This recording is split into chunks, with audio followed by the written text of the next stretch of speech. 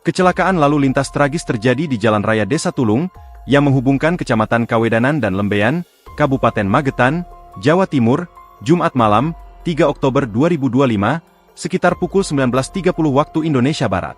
Insiden ini melibatkan mobil Toyota Innova Reborn warna silver dengan nomor polisi AE9CAN yang ditumpangi penyanyi dangdut belia Cantika Davinca dan sepeda motor Suzuki Smash bernomor polisi AB4318NH yang dikendarai dua remaja.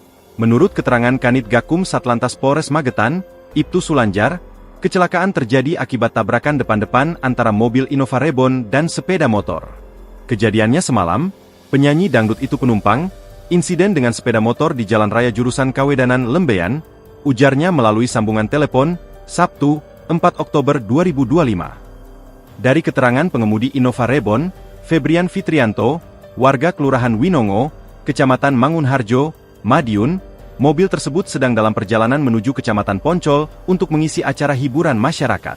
Kecelakaan terjadi saat sepeda motor Suzuki Smash yang dikendarai berboncengan oleh dua remaja berinisial BPW dan F tidak menyalakan lampu depan di malam hari. Diduga kondisi jalan yang gelap dan minim penerangan membuat pengemudi mobil kaget sehingga terjadi benturan keras.